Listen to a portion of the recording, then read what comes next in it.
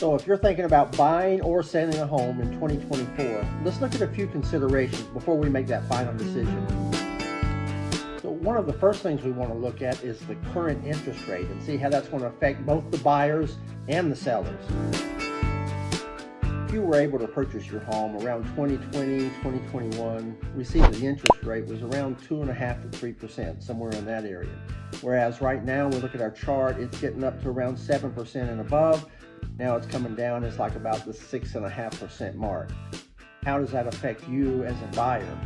Well, if we just do some simple math, we'll use our calculator right here, our financial calculator, and I'm just going to use a $400,000 loan here just for reference.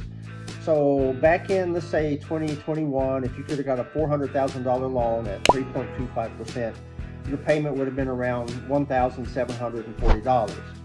That same loan at the peak, when it was getting up near 7%, would then cost you $2,661. So that's about a $900 difference on a $400,000 home. Well, naturally, a lot of people will be thinking, well, I'll just wait till the interest rates come back down so I can afford that house better. That could be a good idea, and it makes sense. But if we go back and look at our chart, what do you see? You notice that since before 1970s, it was around that 7.5% mark. And then in the 80s, it climbed up to almost 20%. And then it started to gradually die down around the 90s, 95. So about 95 to 2005 in there, we see it stay somewhere around the 7.5% mark, which is about where it is right now. When it came on down to 2010, that was right after the housing market crashed in 07 or 08. Feds were trying to stimulate buying, so they lowered the interest rate. So they finally got down to its lowest point. Well, what happened then was the pandemic. COVID broke out, people were buying homes like crazy. So where we had a huge inventory of homes, the inventory was reducing, sales were growing phenomenally. So what the feds tried to do in order to slow that market down was they started increasing the interest rates again. This made it where some home buyers may not be able to afford what they could have at an earlier time. Now let's go back to that thought of, well, I'll just wait maybe until the interest rates lower down. Is that reasonable? Well, let's go back to our chart and take a look. While we see where the interest rates are now, somewhere between 6.5% to 7%, where were all the interest rates for nearly 50 years prior to that? Expecting the interest rates to go back down to 2.5%, 3%, or maybe even 4%, that may not even be reasonable at this point in time. So now what we have to do is think, do I want to try to buy a home where the interest rates where they are, or do I wait? The good news is that if you do get a loan now at whatever the interest rate is at this point, you can always revisit it. It may be that as the interest rates lower, you may watch that for a while, and then you could possibly refinance your home at the lower interest rate. But one of the things you can do now is go ahead and lock in a loan and get a home at the current interest rates in hopes that they don't continue to climb and get back up to 7.5% or even 10%. We see back in the 80s to 1990, that's where they were for 20 years at about 10%. So we just looked at a 3% difference here, making a home price go up by $900 a month in a mortgage. If we go up to 10%, imagine how much more that can cost us then. So now may be your best time to buy a home. If you're looking at selling a home, interest rates are going to have an effect on the affordability for buyers. Should the interest rates continue to increase, this could take more and more buyers out of the market.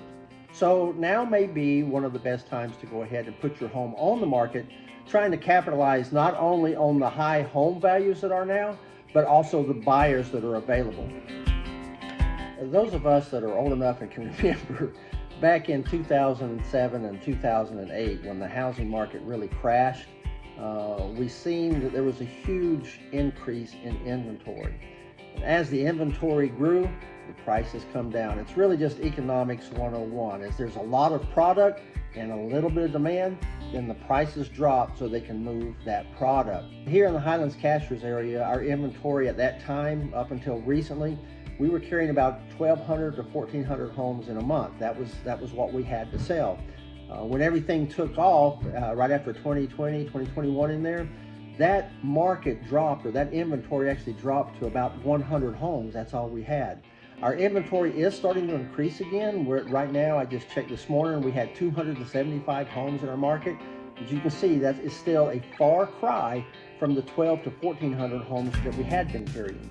Now again, just going back to Economics 101, when we have that huge supply of homes, the prices are going to be lower. But as we just discussed, that supply is not where it was, so there are very few homes for a buyer to go out and look at.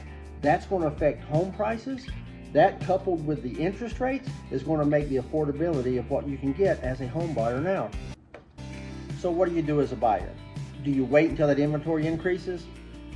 Well, what we're going to see next in just a little while is how home prices have continued to increase for quite some time. Do we expect the market to fall? Nobody knows. The most uncertain thing about real estate is that it's not certain at all. There's no crystal ball. There's not really any economic indicators that says, yes, this is going to be a good year, or yes, this is going to be a bad year. While there are a lot of analysts, remember what they're doing is giving you their thoughts, their predictions on what they think the market will do. What we have to do is look at the data and try to discern where are we in our lives to make that decision whether we want to buy a home or whether we want to sell a home. So let's go ahead and look at some of those inventory numbers next. That'll help us to round out our decision. So what we're going to see in our graph is, like, from about 2016, we had about 1.5 million homes throughout the U.S. that were on the market ready to sell. As we come on down to 2023, we see that number has dropped to less than 800,000 homes. So that's 700,000 homes less on the market than there was in 2016. Is that going to affect the price of homes?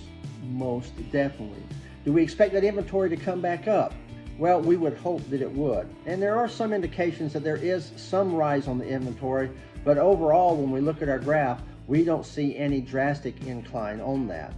As a result, we should not expect home prices to come down anytime soon. But this comes back to the question, do I want to buy a home now? Well, again, if we're not expecting home prices to come down, now may be a better time. Again, we're going to see a little bit later that prices are still increasing and they're expected to continue increasing. However, they may not be going up as much over the same period of time, but they are continuing to go up. Now, having said that, how long are you willing to wait to buy your home? Again, we see interest rates where they are. We don't expect them to go back down to 2.5%, 3% level, or even 4% at any time soon. And as we've seen, it's been almost 50 years since they ever came down to that point to begin with. Now we see the inventory. The inventory isn't increasing that much. In fact, it's lower now than it was in 2016. So we don't want to wait on that either. We also see the inventory is down below what it was in 2016. So we don't want to depend on those numbers either. Again, now may be the best time to buy. And for sellers, since the inventory is low, those prices are kept up high, now may be the better time to go ahead and sell. We already see the inventory starting to climb back up, and as it continues to climb, it could affect the prices at some point in time. When? We don't know. So now again may be the best time. We may be at the highest point of the market. We know that 2023, 2022 was really phenomenal. The numbers are still up there pretty high. We may just want to take advantage of it while we're at, looks like, the peak of this market. Something else that sellers want to consider is that inventory, because as there's less inventory, that means you have less competition, or substitution as is known in this market. With fewer homes to compete with, that's going to keep your prices up and help you to sell your home quickly. So what we're going to do next is go over to the pricing index, and we'll see how those numbers are doing, how they've been doing for years. And that again will have a factor on whether we want to buy or sell now. Now, that can get a little bit confusing because sometimes we hear, well, the pricing index is going up, the pricing index is coming down, and that's true. It does fluctuate quite a bit. But let's look at our graph and see if we can understand really what's going on here. One of the things that we want to consider in this graph is this bottom line, the black line right here. These are all percentage rates as we see in the left-hand column. This bottom line or baseline is 0. Anything above that is a percentage of increase in home value, and anything below that is a percentage of decrease in home value. Let's go back and look at this line. How many times do we see that the pricing is below zero? What that means is all of those marks above that black line, there has been a continuous price increase month after month, year after year. While the percentage seems to have leveled out at around a 5% increase for a long period of time, we actually see here in 2021 where it starts to increase. 2022 until the middle part of 2022, we've seen a 20% or more increase in housing prices. Now, I know what you're thinking. Really, if all of these prices are continuing to go up month after month, year after year, wouldn't that mean that the housing prices have gone like over 100%, or let's just say double? Well, the answer would be yes. Just a couple of cases in point of my clients that I dealt with. They bought homes and then we resold the homes for them later because we were taking advantage of this market.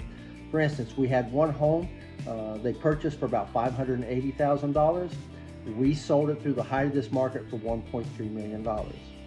And I had another client, they purchased their home at $1.5 million. We sold it for right at $2.6 million.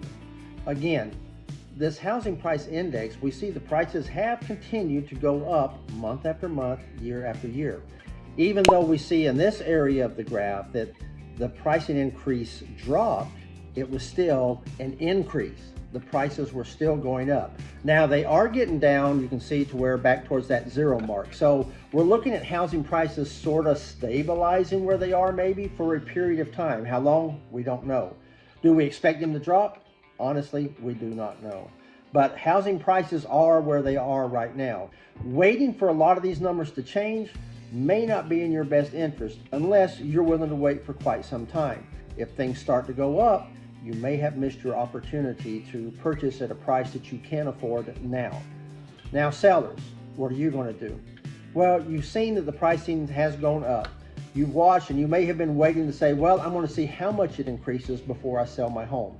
I already gave you a couple of examples of my clients and what we did and how we were able to capitalize on this market. Seeing where things are going right now, it appears that we could be at the top of the market and the housing prices. So, in order to get the most out of your house, now may be the best time to sell your house to get it on the market.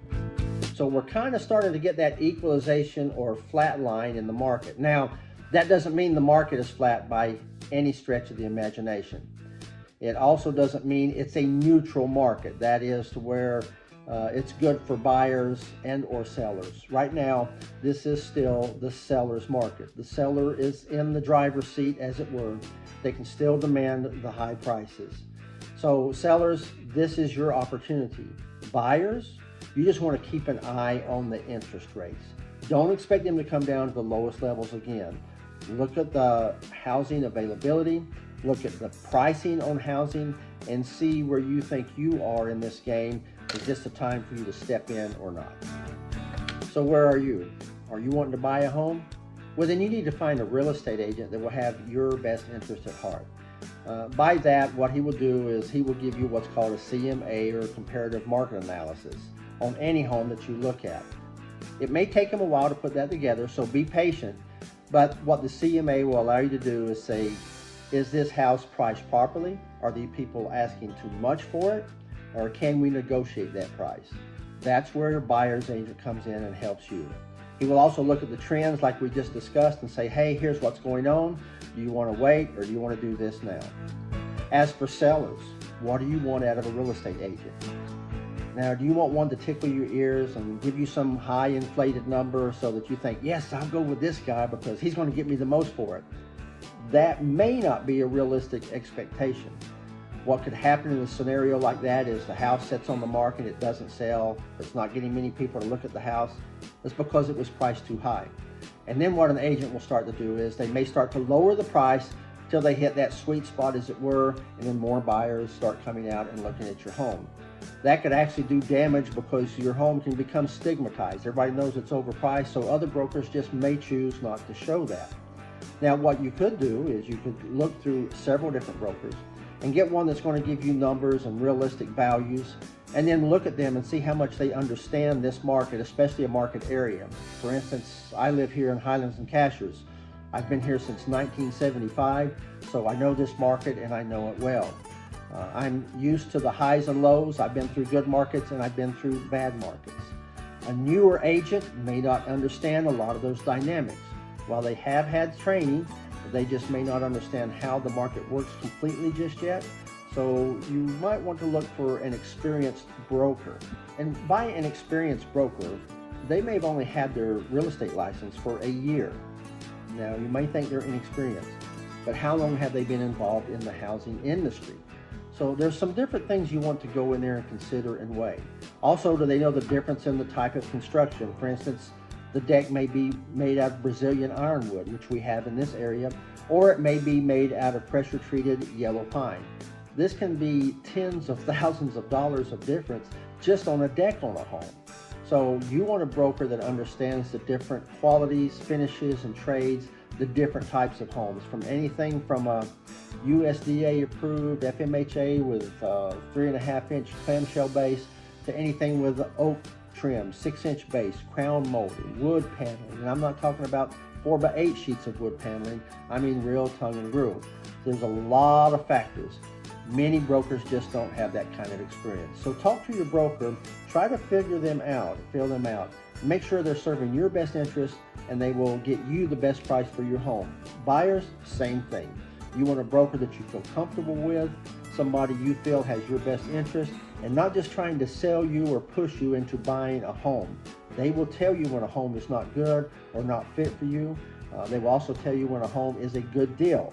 By the same token, they'll also tell you when a home is overpriced and will help you to negotiate that price that works to your benefit. So whether you're looking to buy or sell a home, that decision is going to be yours. It's not up to the broker, it's not up to me, but it's based on the facts and the data that you can get and that's presented to you so that you can understand it in a reasonable way so that you'll succeed in making your home buying or selling dreams come true.